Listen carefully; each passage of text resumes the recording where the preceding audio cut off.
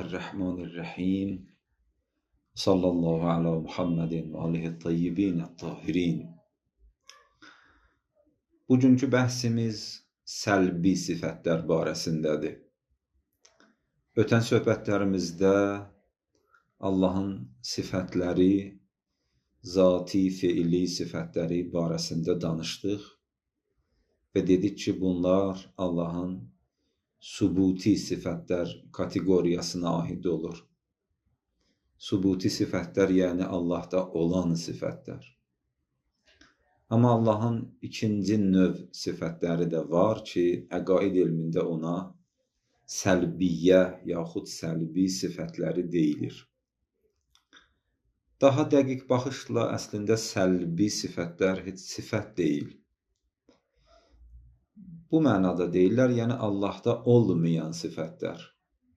Bir sıra xüsusiyyətlər, sifətlər ki, bu xüsusiyyətlərdən Allahın müqəddəs zatı uzaqdır və bunların, bu xüsusiyyətlərin Allah Teala'ya yolu yoxdur. Allah münəzzəhdir bu eyblərdən və nöqsanlardan və mümkünata aid olan sifətlər, mümkünül vücudlara aid olan, insana aid olan, məxluqata aid olan sifətlərdən Allah Teala pak və münəzzəhdir və Subhanallah. Allah Teala'da heç bir dəyişiklik yoxdur. Allah Teala hadisələrə məruz qalmır və Allahın məkanı yoxdur, Allahın zamanı yoxdur. Allah mürəkkəb deyil, tərkib tapmayıb, detallardan ibarət deyil. Allah Teala cisim deyil və beləliklə cismi xüsusiyyətlərdən mübərradır, münəzzəhdir. Bu xüsusiyyətlərə deyilir səlbi sifətlər. Əmirül Müminin Əli əleyhissalam buyurur, La yəşğəluhu şə'nun və la yuğəyyiruhu zamanun. Buyurur, heç nə Allahı özünə məşğul eləmir. İnsanları nəsə məşğul edir, yəni iş məşğul edir, məşğuliyyət insanı özünə çəkir, başqa bir işdən saxlayır. Bu mənada ki, insan bir işlə məşğul olanda artıq digər işləri görə bilmir. Deyək ki, məsələn, bugün biz iftar süfrəsində olmuşuq, evimizdən uzaq, kənar bir yerdə, indi dərs də başqa bir işdir. Artıq o iftar süfrəsi manidir dərs deməyə. Gərək iftardan ayrılasan, gərəsən dərs deyəsən. İşlər insanı məşğul edir, özünə çəkir. Allah belə deyir. La yəşğəluhu şə'nun. Heç bir iş Allahı özünə məşğul eləmir. Allahda məşğuliyyət yaratmır. Bütün insanlar, milyonlarla insanlar, milyardlarla insanlar eyni anda Allahı çağırsınlar, bir insana Allahın diqqəti onu başqasına diqqətdən yayındırmır. Belə deyil ki, desin ki, məsələn, yox, digərləri hələ növbədə qalsın. Mən məşğulam bir şəxslə, o dua eləyir, diqqətimi ona yönətmişəm. O qutarsın, ondan sonra növbə çatır başqalarına. Belə deyil Allahda. Eyni anda Allah bütün onu çağıranlar, bütün insanlara diqqəti var. Və la yuğəyyiruhu zamanun. Və zamanın keçməsi, güzəranı Allahda dəyişiklik yaratmır. Zaman cisimlərdə dəyişiklik yaradır. Yəni 20 yaşındakı insan 40 yaşında, 60 yaşındakı insan deyil. Getdikcə insan dəyişilir, qocalır. İnsanlar belədir, cisimlər belədir, köhnəlir, işlənir, məsələn, əşyalar. Amma Allah belə deyil. Zamanın o ötməsi Allahda bir dəyişiklik yaratmır. Zəiflətmir onun gücün, qüvvəsin. Məsələn, Allahı qocatsın. Xeyr. Həmin Allahdır. Həmin gücü ilə, həmin iqtidarı ilə, həmin xüsusiyyətləri ilə, həmin mehribanlıqları ilə həmin qayda qanunları ilə. Allah həmin Allahdır ki, Fironun zamanında Həzrəti Musanı qalib elədi. Fironu dəryada qərq elədi. Həmin Allahdır, həmin qanunlarıdır. Allah həmin Allahdır ki, ona tərəf üz gətirənləri 1000 illər bundan öncə Allah qəbul elədi, tövbələri eşitdi. Yenə həmin Allahdır, yenə həmin qanun keçərlidir. Və la yəhvihi məkanun, məkan Allahı əhatə eləmir. Bizi məkan əhatə edir. Məsələn, bir otaqdır ki, biz otağın daxilində yerləşmişik. O məkan, o yer insanı əhatə edir. Məkan onu əhatə eləmir. Və la yəsifuhu lisanun, və heç bir dil də onu vəsf eləyə bilməz. Dil onu vəsf etməkdən acizdir. Bu məhdudiyyətlər Allah Teala'da yoxdur.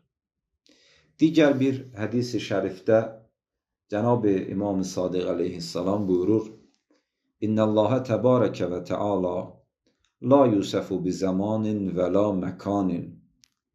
Allah Teala zamanla vəsf edilməz. Eyni zamanda məkanla da vəsf edilməz. Və la hərəkətin, və hərəkətlə də vəsf edilməz. Vəsf edilməz zamanla, məkanla, hərəkətlə. Deyəsən Allahın məsələn hərəkəti var. Bir yerdən başqa bir yerə. Bir 90-dan kamala doğru. Xeyr. Vələn tiqalin və la sukunin. Allah müntəqil olmaz. Yer dəyişmə A nöqtəsindən B nöqtəsinə doğru hərəkət eləsin və nəqli məkan eləsin. Yerin dəyişsin.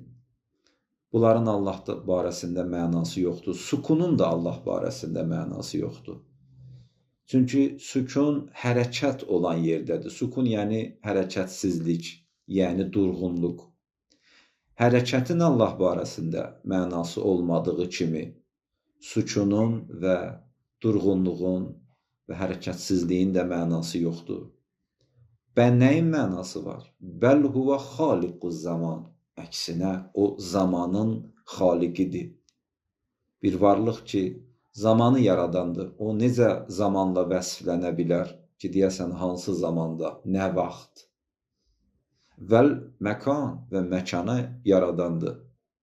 Məkanı yaradan məgər məkan içərisində yerləşə bilər? Əgər məkan içərisində yerləşsə, hansı ki məkanı o yaradıb və məkanı yaratmazdan öncə hardaydı? Yeri, yer yəni yer kürəsi demirəm, yəni hər hansı bir yer, məkan və ondan əvvəl hardaydı? Söz yox, insan məkansızlığı və zamansızlığı çətin təsəvvür edir. Alman filosofu Kantın bir sözü var, deyir, insan bütün təsəvvürlərini zaman və məkan kanalı ilə təsəvvür edir və zaman və məkan kanalına salır.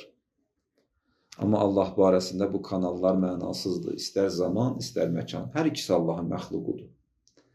Allah zamanı xəlq edib, məkanı xəlq edib, vəl hərəkəti və sukun, vəl intiqal, hərəkəti, durğunluğu və nəqli məkan etməyi, yer dəyişməyi Allah özü xəlq edib, yaradıb.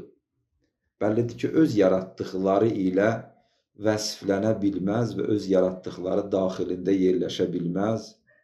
Onda mənası budur ki, məkanı yaratmazdan əvvəl gərək məkanı olaydı. Və Allah məkandır, la zamandır. La hərəkətdir, la sukundur, la intiqaldır. Teala əmmə yəqulu zalimunə uluvvən kəbira. Allah ucadır zalimlərin onun haqqında dediklərindən.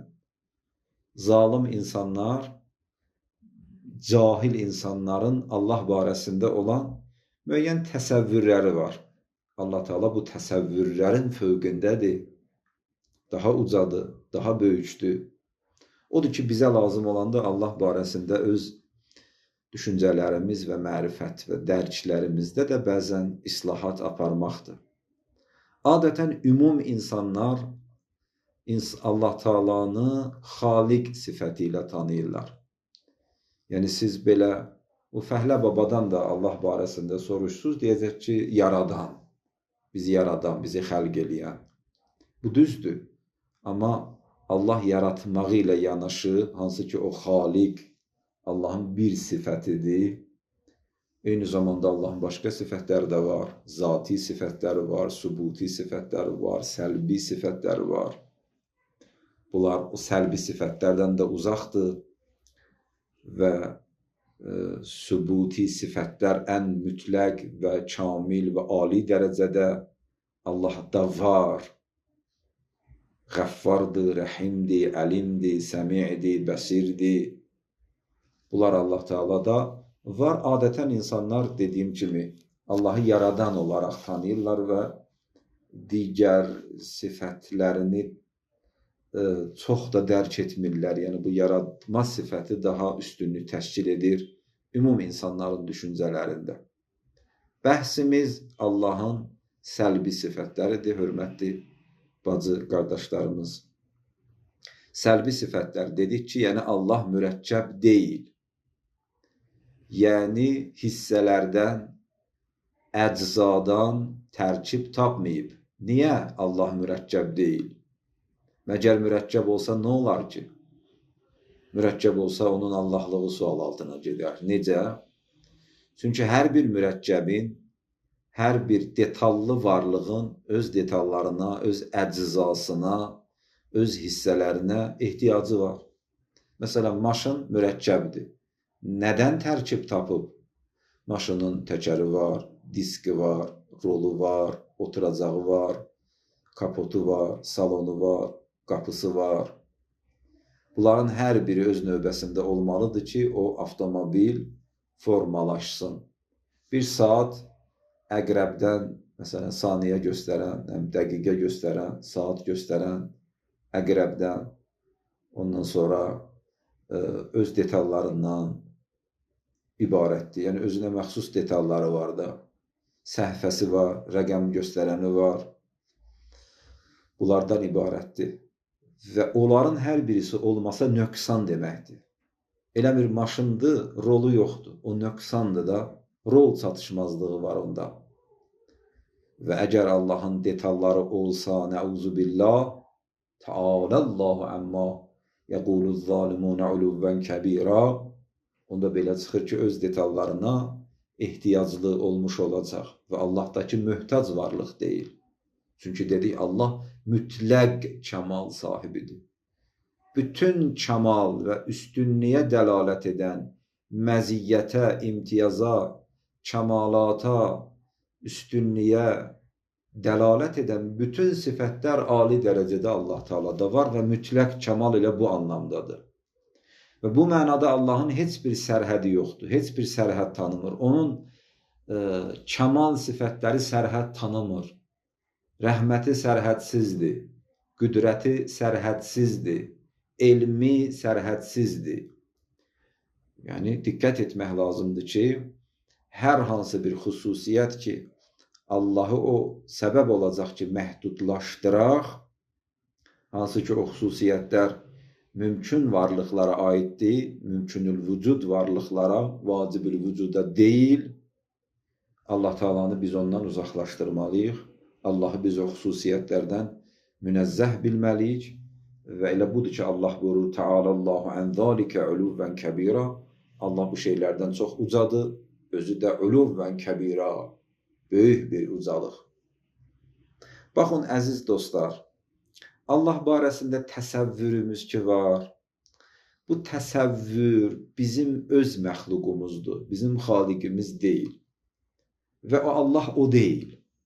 Ona görə deyirlər ki, Subhanallah zikrin çox deyin. Subhanallah, yəni Allah münəzzəhdir. Nədən münəzzəhdir? Münəzzəh yəni paçdır. Nədən paçdır? Aludəlik olmalıdır ki, bir nöqsan olmalıdır ki, mən deyəm o nöqsandan paçdır. Hər növ nöqsandan, hər növ aludəlikdən, hər növ məhdudiyyətdən, hər növ ehtiyacdan, hər növ eyibdən, bütün bu nöqsanlı cəhətlərdən Allah münəzzəhdir, Allah ucadır, Allah paçdır. Subhanallah, yəni bu. Subbuhun quddus, Rabbul mələikəti və ruh. Həmin bu zikir ki, Cənab-ı İbrahim Xəlil əleyhissalama Həzrəti Cəbrail dedi və İbrahim o qədər şövqə gəldi Dedi, var dövlətimin 1/3 verirəm, sonra dedi 2/3 verirəm, sonra dedi hamısını verirəm. Yenə bu zikri denən, sonra da verməyə heç nə tapmadı, dedi ki, mən özüm sənə nökərçilik eləyərəm, yenə bu zikri deyirəm, denən və eşidim. Cənab-ı Cəbrail sonda dedi ki, mən Cəbrailəm, səni imtihan üçün deyirdim bu sözləri. İndi Subhanallah zikrin, Subbuhun zikrin deyən Həzrəti Cəbrail ola, onu dinləyən Cənab-ı İbrahim ola, Allahın adı ola, yadı ola, bəllidir ki, orada söhbət ancaq zövqdən gedə bilər, söhbət feyizdən gedə bilər, söhbət ləzzətdən gedə bilər, söhbət doymamazlıqdan gedə bilər. Allah təsəvvürümüzdən də ucadır, təsəvvürümüzdən də ucadır. Bu ki, deyirik Allahu Əkbər, Əkbər yəni böyükdür. Yəni, böyük deyəndə biz nəysə bir böyük, yekə bir cisim formasında təsəvvür etməyək. İmam-ı Sadiq buyurur, Allahu Əkbər, yəni Allahu Əkbəru min ən Yusəf. Allah böyükdür, vəsf edilməkdən böyükdür. Vəsfə gəlməz, təsəvvürə gəlməz. Mən Allah barəsində hər nə təsəvvür eləsəm, təsəvvürü insan özü yaradır da. Təsəvvür bizim yaratdığımızdır, bizim məxluqumuzdur. O Allah deyil, o bizim məxluqumuzdur, o bizim yaratdığımızdır, o təsəvvür. Allah isə bizi yaradandır, bizim xaliqimizdir. Odur ki, Allah bu təsəvvürlərdən belə ucadır və üstündür və o təsəvvürləri belə, o düşüncələri belə biz təmizləməliyik, bu nöqsanlardan təmizləməliyik. Bəlkə xalis tohidi düşünə bilək. Səlbiyyə sifətləri bu mənada. Allah cisim deyil və gözə görünməz. Cism olması nöqsandır və dedik ki, nöqsandan uzaqdır, yəni cisim deyil. Gözə görünməsi məhdudiyyətdir, yenə də nöqsandır və dedik ki, nöqsan onda yeri yoxdur, demək gözə də görünməz. Quran buyurur, la tudrikuhul əbsar və huvə yudrikul əbsar. Gözlər onu dərk etməz, görməz. Amma bütün gözləri o görər və dərk edər. Və huvə latiful xabir. Latifdir və xəbərdardır. Nəyə görə Allahı görmək qeyri-mümkündür? Bəzən Allah barəsində, hətta Allaha inanan insanlar ki var, dünya miqyasında, keçmişdə də olub, indi də var. Allahı sanki bir cisim kimi təsəvvür edirlər. Yaxud deyirlər ki, Allahı görmək yəni adi gözdən, görməkdən söhbət gedir ha. Mən bir mötəzə alsın, bir liqaullah bəhsi var, Allahla görüşmək, Allahla mülaqat eləmək. Bu var bizim dini ədəbiyyatımızda, dini təlimatımızda. Amma o zahiri gözlə görmək anlamında deyil. Əmirül-Müminin buyurur, mən görmədiyim Allaha ibadət etmərəm. O, ayrı bir görüş mənasındadır. Zahiri gözlə desək, o məcazi mənadadır. O bir dərin dərkdir. O bir dərin dərkdir. O bəsirət gözü ilədir. Başda olan bu gözlə deyil.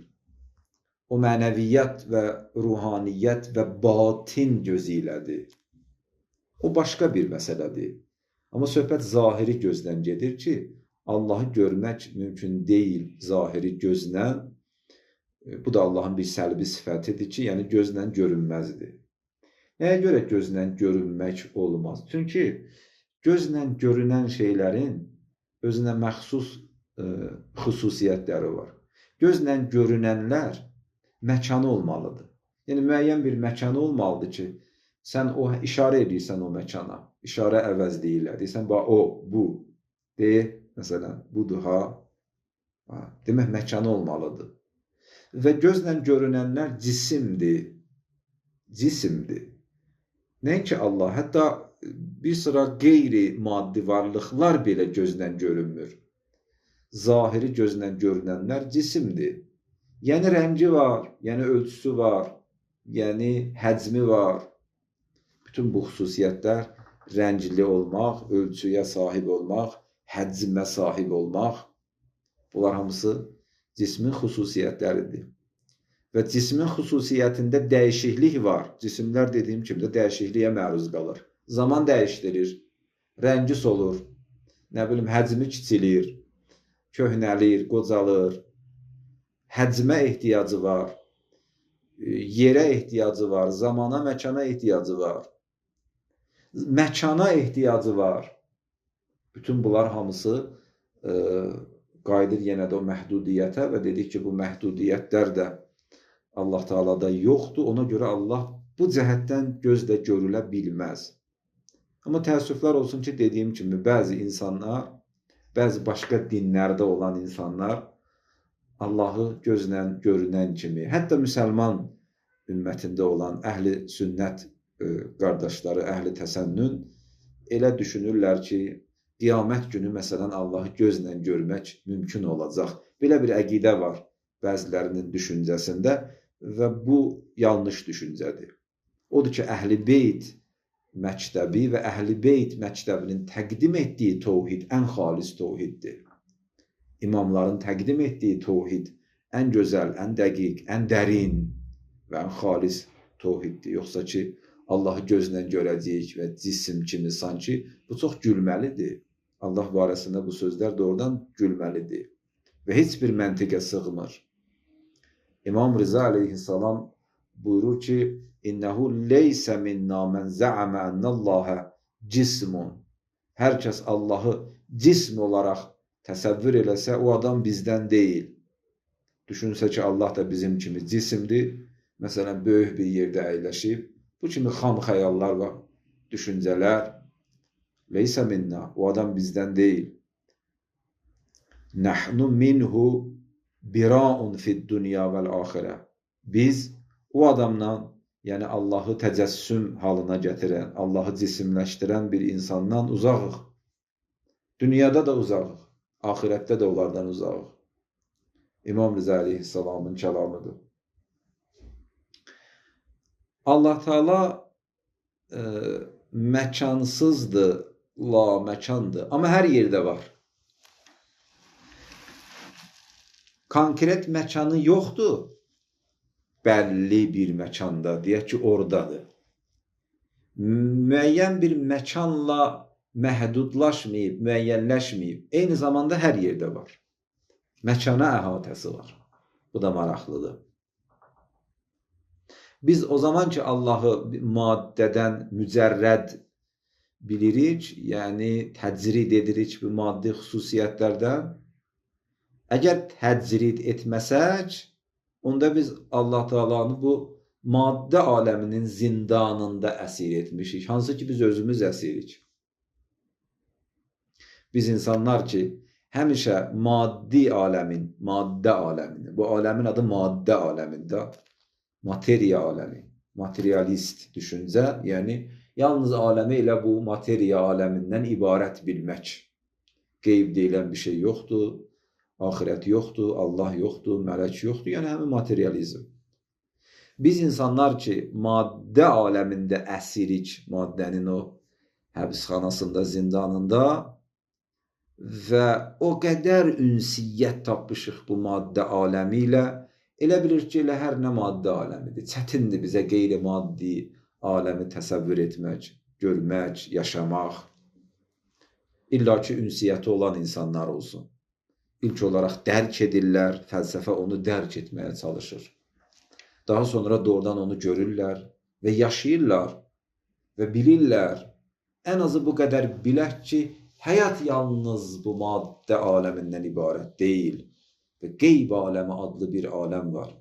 Və o aləmin maddə aləm üzərində təsirləri var.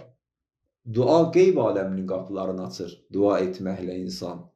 Qeyb aləminin füyuzatın insan istəyir özünə cəlb elətsin.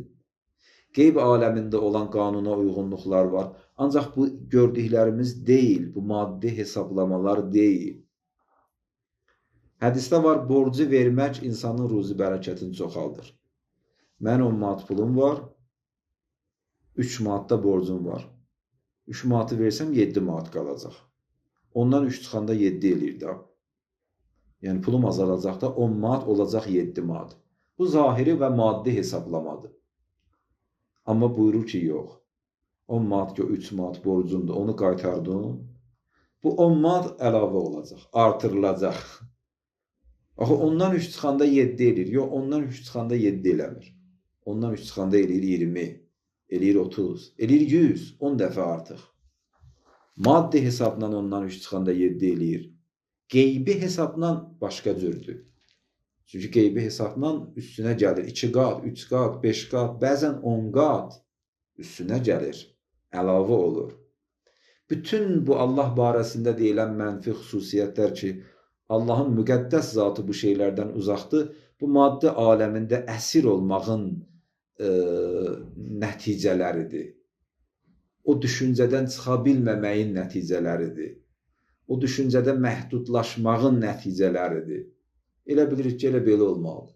Zamansızlığı təsəvvür etmirik, məkansızlığı təsəvvür etmirik. Əlbəttə, hərdən Allah da bir nişanələr də göstərir. İnsana həyatda bir nümunələr, nişanələr ki, ta bilək ki, belə deyil ki, Allah qeyb aləmi deyilən bir şey yoxdur. Yalnız həyat elə bu yaşadığımız və gözlə gördüyümüz aləmdən ibarətdir. Xeyr. Hər yerdə var. Hər yerdə var. Quran buyurur, vəlillahil məşriqu vəl məğrib. Allah üçündür. Məşriq, şərq tərəf və məğrib, qərb tərəf. Allah üçündür. Allah üçündür, yəni Allah malikdir bunların hamısına. Bunların hamısı Allahın əlindədir.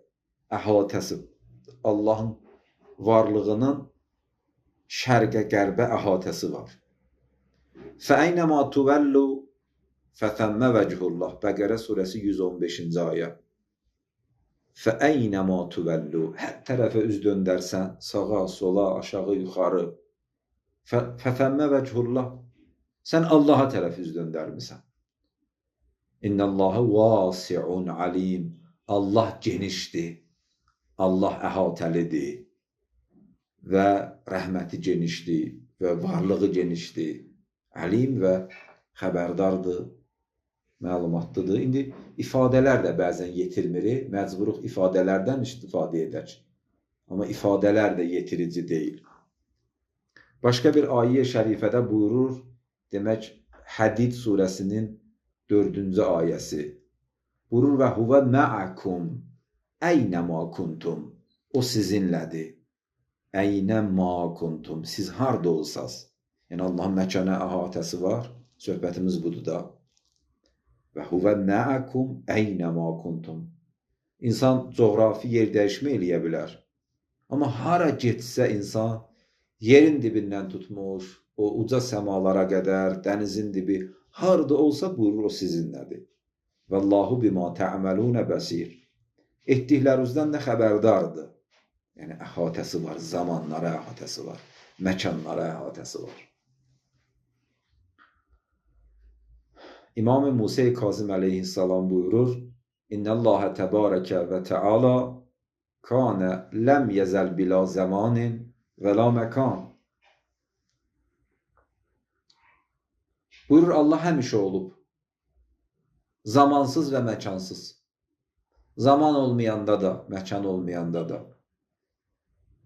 Və huvəl anə kəmakan. Buyurur, elə indi də belədir. Allah Teala zaman olmayanda, məkan olmayanda da olub, elə indi də belədir. İndi də belədir, yəni indi də Allah zamansız və məkansızdır. Necə zaman yox idi, Allah var idi, məkan yox idi, Allah var idi, elə indi də Allah o formada var. Yəni, zamanla əlaqəli deyil varlığı, məkanla əlaqəli deyil varlığı. Elə indi də zamansızdır, indi də məkansızdır. La məkandır, la zamandır. La yaxlu minhu məkanun. Məkansızdır, amma məkan ondan uzaqda deyil. Yəni, Allah özü məkansızdır, amma məkan Allahsız deyil. Allah zamansızdır, amma zaman Allahsız deyil. Zamanda hüzuru var, məkanda hüzuru var. Biraz lətafət istəyir bunları dərk etmək. Elə icmalən dərk eləyək hələ ki belədir. İcmalən bu qədər. Amma biraz incəli istəyir, biraz incə ruh tələb edir, biraz incə düşüncə tələb edir. və bəzən də razı-niyaza münacat tələb edir bunları başa düşmək üçün. Oruçluq da əlverişli fürsətdir belə şeyləri başa düşmək üçün. Biraz adam maddiyyatdan, oruçluqda, nəfsaniyyətdən uzaq düşür. Yeməməklə, içməməklə, aclıqla. Biraz qəlbində lətafət yaranır bu şeyləri başa düşmək üçün. Bəzi fəlsəfi, bəzi etiqadi məsələlər var ki, onu başa düşməyin yolu oruç tutmaqdır. Bir nəfər deyirdi ki, qəza və qədər məsələsi gəldi əqaid elmində qabağa, cəbr və ixtiyar, bunlar çətindir da, gələcək qabaqda var. Cəbr və ixtiyar ki, insan məcburdur, yoxsa muxtardır. Bunlar gəldi qabağa, bizim ustadımız dedi ki, gedin 40 gün oruç tutun, ondan sonra gəlin oxuyaq. 40 gün biz getdik, oruç tutduq, ta o 40 gün oruc hazırlıq yaratsın bizim ruhumuzda, ta o cəbr və ixtiyar bəhsin biz başa düşək, dərk eləyək. Dostlardan biri deyirdi ki, mən əqaid kitabları çox oxumuşam və cəbr və ixtiyardan da mənə kim sual verirsə, oxuduqlarımı cavab verirəm. Hətta o cavablandırdığım şəxslər ki var, onlar da qani olurlar. Onlar da qani olurlar. Amma hələ də mənim üçün bəzi şeylər sualdır. Hələ də özüm tam rahat, içimdə tam arxayınlıq yaranmayıb. Bəzən yenə də sualdır mənə. Elə bir cavab tapmamışam. Elə bir həll olmayıb mənə. Yəni, bunları belə rahat şəkildə deyirik. İstəyirəm deyəm ki, eyni zamanda bir lətafət və incəlik, bir raz və niyaz, bir münacat, bir dua, bir ziyarət. Bunlar da kömək olur insana, oruçluq da kömək olur insana. Ta başa düşsün ki, bu nə deməkdir ki, zamanla əhatə edilməyib. Amma zaman Allahla əhatə edilib. O məkanla əhatə edilməyib, amma məkan Allahla əhatə edilib. O məkanda deyil, məkan ondadır. O zamanda deyil, zaman ondadır. Əmirül-Müminin Nəhcül Bəlağənin 1-ci xütbəsində buyurur, məsələn, deyirdi ki, Allah bu qabdır da, Allah hər nəyin daxilindədir, amma daxilindədir, nəyinsə bir qabın içərisində olduğu kimi deyil. Deyək ki, bu qabın içərisində su var və bu qab da o suyu əhatə eləyib. Yox, belə deyil Allahın daxil olmağı. Və hər nəyin xaricindədir. Məsələn, deyək ki, indi bu telefon bu qabdan xaricdir, onun içində deyil, ondan kənardadır. Ondan kənardadır da, ondan əlaqəsi də yoxdur da. Allah Teala'nın xarici olmağı da belə deyil. Daxilun fil əşya və xaricun ənil əşya. Buyurur Allah Teala, bütün əşyaların daxilindədir və bütün əşyaların xaricindədir. Daxilində olmaq, əşyaların bir-birinin içərisində olmağı anlamında deyil. Necə ki, biz təsəvvür edirik ki, məsələn, bir sudur bu qabın içində, elə deyil. Xaricində olmaq da yenə də əşyaların biri-birindən əlaqəsiz olmağı anlamında deyil. Necə ki, biz zahiri, maddi əşyalarda bunu görürük ki, məsələn, bu onun daxilində deyil, ondan kənardadır. Daxililiyi də belə deyil, xariciliyi də belə deyil. Eyni zamanda daxilidir, eyni zamanda xaricidir. Qəribədir.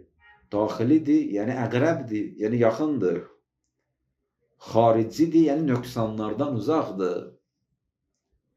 Allah həm yaxındır, uzaq. Bunu necə təsəvvür edirik? Baxın, duada var. İndi Coşan Kəbir duası oxuyacağıq. Neçə gündən sonra Qədir gecəsində. Orada deyir, ya qəribu, ya bəidi. Ey uzaq, ey yaxın. Bu necə ola bilər? Yəni, uzaqdırsa, necə yaxındır? Yaxındırsa, necə uzaqdır? Necə olar ki, həm yaxındır, həm uzaqdır? Yəni, ya yaxındır, ya uzaqdır. Əgər yaxındırsa, biz ona niyə uzaq deyirik? Əgər uzaqdırsa, niyə yaxın deyirik? Bunlar dərk edə bilir də. Uzaqdır, yəni bizim onun barəsində olan nöqsanlı təsəvvürlərimizdən uzaqdır. Yəni, ucadır. Bu nöqsanlardan, bu məhdudiyyətlərdən uzaqdır. Uzaqdır, yəni onu lazımınca dərc etmək hər adama müyəssər deyil. Yəni onu daha dərin dərk etmək üçün daha çox baş sındırmaq lazımdır. Daha alim şəxs tələb edir, daha arif şəxs tələb edir. Peyğəmbər istəyir, imam istəyir, özünə yaxın bəndə istəyir ki, o əl çatmaz zirvələrə doğru yaxınlaşsın və dərk eləsin. Uzaqdır, yəni dərindir. Allah Teala elə bizim başa düşdüyümüz yaradandır, qurban olum, mehribandır. Bu qədər deyil. Bu qədər deyil. O cəhətdən bəidun, uzaqdır. Yaxındır, yəni bu mənada yaxındır ki, belə deyil ki, Allahı başa düşmək, Allahla ünsiyyət qurmaq üçün arif olmaq lazımdır, alim olmaq lazımdır, filosof olmaq lazımdır, imam peyğəmbər olmaq lazımdır. Bir dənə fəhlə baba, bir dənə əkinçi, bir sadə bir insan, adını yaza bilməyən bir insan Allahla ünsiyyət qura bilməz. Qəribun, deyə yaxındır, hamıya yaxındır. Hamıya yaxındır. O qədər Allah özün kiçildir, bir dənə fəhlə babanın onu dərk edə biləcək səviyyəsinə. Ki, o da dərk eləsin, o da pay aparsın, o da həzz aparsın, o da ünsiyyət qursun. Əsl həqiqətdə bu deyil. O qədər özün kiçildir, bir dənə az yaşlı bir uşağın, məsələn, Allah baba deyərək onu dərk etmə səviyyəsinə qədər ki, o da dərk eləyə bilsin. Bir nəfər deyirdi ki, o Allah ki, bəzi fəlsəfi məktəblərdə təqdim edilib və o təqdimata biz baxanda görürük ki, bu Allah əlçatmaz Allahdır. Heç nəyi bizlə uyğun gəlmir. Belə bir Allah mənə lazım deyil. Mənə əlçatılan Allah lazımdır. Bir Allah lazımdır ki, mən onu başa düşüm, mən onu dərk edim, mən ondan ünsiyyət qurum. Mən ondan ünsiyyət qurum. Odur ki, bu qəribun, yaxındır. Düşüncələrindən uzaqdır, düşüncələri və yaxındır. İmam Musa ibn Cəfər buyurur: "Və la yəşğalu bihi məkanun." Məkan onu məşğul eləmir.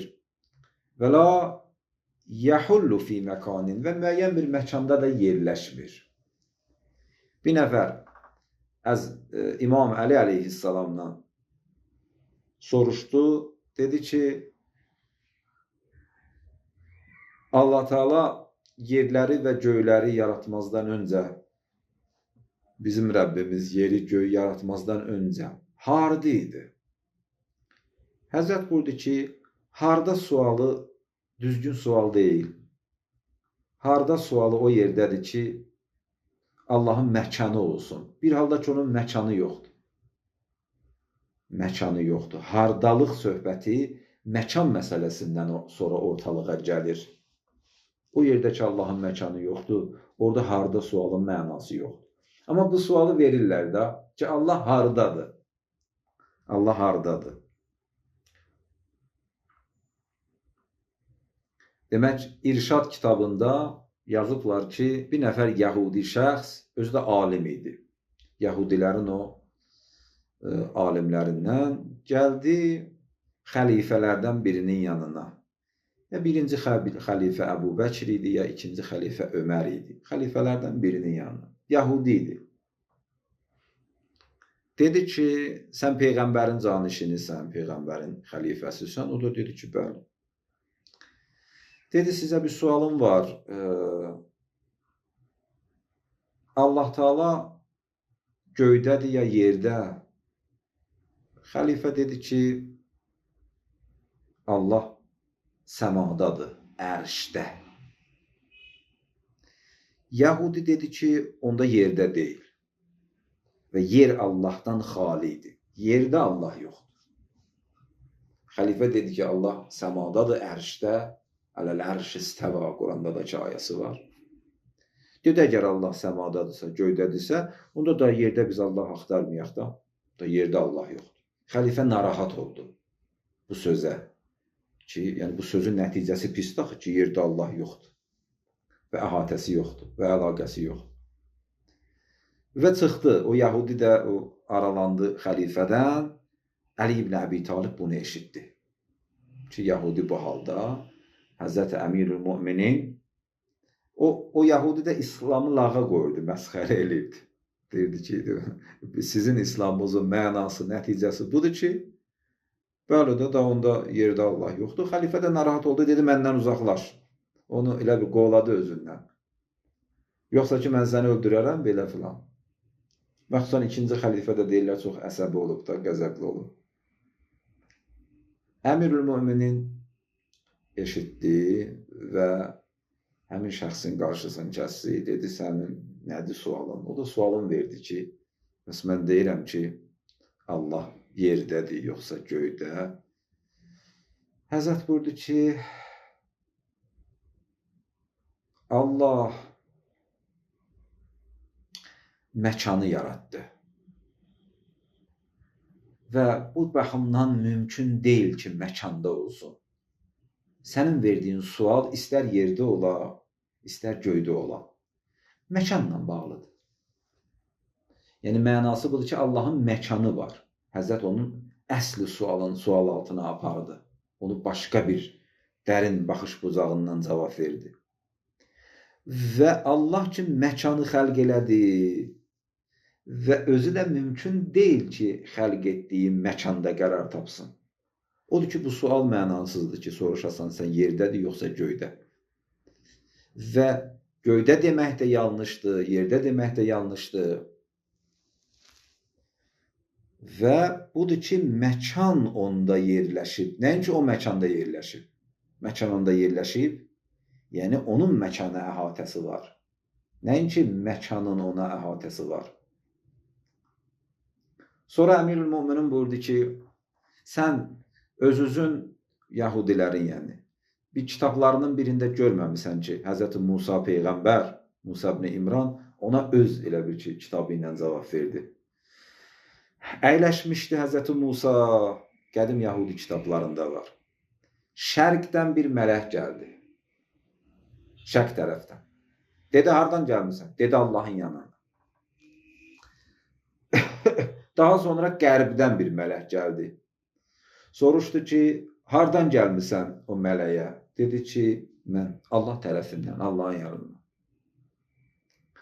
Ondan sonra başqa bir mələk gəldi yerin dərinliyindən. Dedi, hardan gəlmirsən? Dedi, mən Allahın yanından gəlmişəm. Ondan sonra göyün yerin dərinliyindən, yəni yerin deyirlər 7-ci qatından. Daha sonra səmadan bir mələk gəldi və Əmirül-Müminin ondan soruş, Həzrəti Musa Peyğəmbər, bunu Həzrət Əmir o Yahudiyə danışır. Musa Peyğəmbər ondan soruşdu ki, hardan gəlmirsən? Dedi, mən Allah tərəfindən gəlmişəm. Dedi, sən bunu öz kitabınızda görməmişsən, o alim adam idi da, indi öz kitablarından da xəbəri var. Dedi, bəli, görmüşəm. Dedim, bu nə deməkdir? Mənası budur ki, baxın, mələklərin hamısı deyir, mən Allah tərəfindən gəlmişəm. Yerdə olanı da, göydə olanı da, şərqdə olanı da, qərbdə olanı da. Bunun mənası budur ki, Allah məkanla sifətlənməz. Və bunun mənası budur ki, Allah məkanla sifətlənməkdən münəzzəhdir. Və bir varlıqdır ki, heç bir məkan ona yaxın deyil.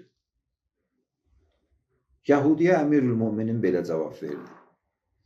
Yahudi dedi ki, mən şəhadət verirəm ki, həqqi mubin budur, aşikar haqq. Və həqiqətən sən peyğəmbərlərin peyğəmbərin canişini olmaq məqamına layiqsən. O Yahudi Əli ibn Əbi Talibin vilayətinə iman gətirdi. Dini verəsən dindarın əlinə, dini verəsən din bilənin əlinə, dini verəsən layiqli bir insanın əlinə. O dini elə gözəl təqdim eləyər, elə gözəl izah eləyər, elə gözəl başa salar, elmi ilə, əməli ilə. Amma ki, dini bilməyənin əlinə verəndə, ki, dini öz maraqları uyğunda təfsir edir, izah edir, özün də cəhənnəmlik edir, cəmaat da cəhənnəmlik edir. İnsanlar da dindən üz döndərir ki, əgər din budur, mənə belə bir din lazım deyil. Əhl-i beyt gərək dinin başında ola. Əməli ilə, elmi ilə dini təfsir eləyər, dini məna eləyər. Adam qulaq asa deyə bəh-bəh. Hamı da iman gətirər. Başqa dinlərdə diz çökə onun elmiyyəti, onun izahı müqabilində. Odur ki, o gündən ki, Əhl-i Beyt qapısından bəşər cəmiyyəti uzaqlaşdı, bu elm sahəsində də bəşəriyyətə olan ən böyük zülm oldu. Hər sahədə olan bir zülm oldu, eyni zamanda da elm sahəsində. Allah laməkandır. Əgər Allah laməkandır və onda niyə biz dua eləyəndə əlimizi göyə qaldırırıq? Hişam ibn Həkəm deyir, bir nəfər kafir şəxs gəldi İmam Sadiqdən soruşdu, bu ayənin təfsirində Ər-Rəhmanu aləl-ərş istəva. Dedi ki, İmam Sadiq ağa, Allahın heç bir məkana ehtiyacı yoxdur. Və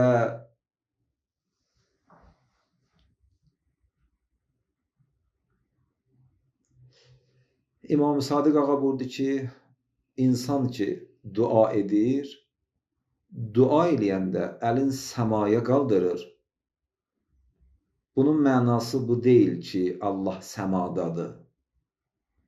Bunun mənası budur ki, Allah özü istəyib ki, mənə dua eləyəndə əlinizi səmaya qaldırın. Niyə? Çünki ruzi, bərəkətin xəzinələri səmadadır. Məgər demir ki, mən sizə səmadan ruzi göndərirəm, səmadan yağış yağdırıram. Mənəvi ruzilər də səmadan gəlir. Maddi ruzilər də səmadan gəlir. İndi ən azı fiziki hesabla maddi ruzilər səmadandır da. Allah istəyir ki, siz dua eləyəndə əlinizi qaldırın səmaya. Səmaya, yəni o ruzi bərəkətin mənbəyinə doğru əllərinizi qaldırasınız. Nəinki bu əl qaldırma Allahın səmada olmağı anlamındadır. 46 dəqiqədə artıq mən danışıram və bəzi sözlər də nəzərdə tutmuşdum deyəm, amma bundan artıq istəmirəm vaxtınızı alam, bu qədər kifayətdir. Allah bu xüsusiyyətlərdən mübərradır. Əl qaldırmaq da, yəni biz Allahın ruzi məkanına doğru, Allahın vədə verdiyi məkana doğru əl qaldırırıq. Nəinki o mənadadır ki, Allah göydədir, xeyr. Elə hər yerdədir. Yatdığın yerdə də, sağ böyür üstə, sol böyür üstə, üzü quyulu, insan hər bir şəraitdə, başı aşağı, başı yuxarı dua eləsə, elə Allaha doğru dua edib. Üzü Allaha doğru dua edib. Əynəmə tuvəllu fəfəmmə vəcihullah. Əvvəl odur, axir odur, zahir odur, batin odur. Və hər nəyin görəni odur və hər nəyin görünəni odur. Mən bunu da deyim, sözüm tamam. Quranda var ki, İnnəllaha əla kulli şeyin şəhid. Allah Teala hər nəyə şəhiddir. Bu sözün tərcüməsində yazırlar ki, şəhid yəni şahid. Yəni hər nəyə şahiddir, görür hər nəyi. Düzdür, Allah hər nəyi görür. Amma Əllamə Təbatabai buyurur ki, yox, burada şəhid məşhud mənasındadır. Şəhid burada görən mənasında deyil, görünən mənasındadır. Bu ki, Allah hər nəyi görür, öz yerində, düz. Amma Quran demir, burada demir, yəni bu ayədə demir, istəmir desin ki, görür, istəyir desin ki, görünür. Hər nəyə baxsan Allahı görərsən. İnnəllaha əla kulli şeyin şəhid. Allah hər nəyin görünənidir. Hər yerdədir. Hər yerdə izi var, hər yerdə əsəri var, hər yerdə varlığı var. Bütün varlıqlar, səmalar, dağlar, daşlar, hadisələr, ilahi insan gözlə baxa. Orada Allah var. Orada Allahın əli var. Hər nəyin görünənidir, budur. Ağac görmür. Allah şünas və müvəhhid. İlk olaraq Allahı görür. Su görmür. Əvvəl Allahı görür, sonra suyu görür. Baba Tahir deyir, Be dərya bengərəm, dərya to binəm. Dənizə baxıram, mən səni görürəm. Be səhra bengərəm, səhra to binəm. Səhraya da baxıram, səni görürəm. Be hər ca bengərəm, kuh o dər o dəşt. Hər yerə baxsam, dağ, səhra, dəniz, biyabanlıq, nişan az qamət rə'na to binəm. Sənin rə'na qamətinin mən nişanəsini görürəm. Allahdan istəyirəm ki, Allah bizi hadisələrdə, baxışlarımızda Allahı görən bəndələrindən qərar versin, dediklərimiz, eşitdiklərimiz öz dəftərində zəbt olsun inşallah. Əssalamu aleykum və rəhmətullah.